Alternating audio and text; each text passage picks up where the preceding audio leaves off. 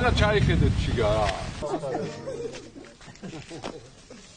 ჩვენი დღენა ტუცოფელი 73 წლის კაცი ვარ და 100-ია ჩვენი მდგომარეობა რომ ჯერ ეს უკვე მესამე წყალია გაკეთებული.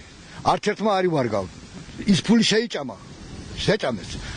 მას უარ რაც ეს წყალი მუშაობს, ეხლა მაგალითად ას მუშაობს, კვირაში ერთხელა გვაქვს. ეგეც თუმცა გაბინძურებული წყალი არის. მივდივართ გასკდება ტრუბები, აი სუმაღლაყრია რო ახვიდეთ მაგალითად შეამოწმოთ. სუმაღლარი ზაფხულში არ დაილევა, როგორც აი ბოდის და შრატი ეგეთი წყალია. ხო, ბავშვები სვამენ წყალს, ასმედი ბავშვებს სუყელში ხვიდარ დავადებული. ყველა საავადმყოფოში და ოპერაციებში კეთებენ ბავშვები. ხო, დიდები. არის წმინდება, არის ქლორება, ჩვენი პატრონი არავინ არ არის. ჩემს დროს ისე უკან ჩადის ის გუბეებში ნადგომი წყალი.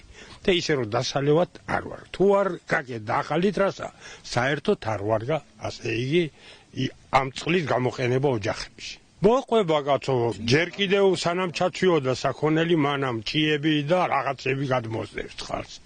ხო და ეხლა საქონელი ჩათვინდა 8 დღე ეყარა შიგა. გამწმენდი კაცეშვილი არ არის, პატრონი არავინ არის იმ ბასეინებში. ფიჭვით იყო დახურული ხეები და რო შედგა საქონელი ჩათვენილი და 2 კვირა ეძებეს, მე მიაგნეს რომ ასე იგი ეს საქონელი შიგარი ჩახვჭალი. გამგებელმა იცის.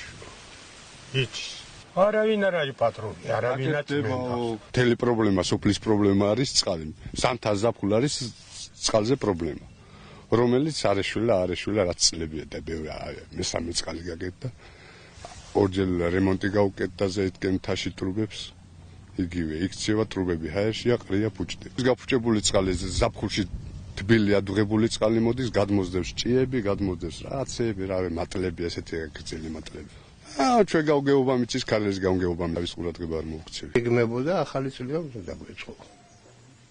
ჩადებულია 700,000 ლარი მაგაზე გამოყოფილი არის. საჭიროებს, მშენებლობა საჭიროებს, ახალ ხას საჭიროებს ეგა. მაგაზე ტენდერი იყო გამოცხადებული. ტენდერში გამარჯვებულებიც იყვნენ ვიღაცები, ახეში ამოწმეს. იყო და ეხლა რა ვიცი, ალბათ დაიწყებენ.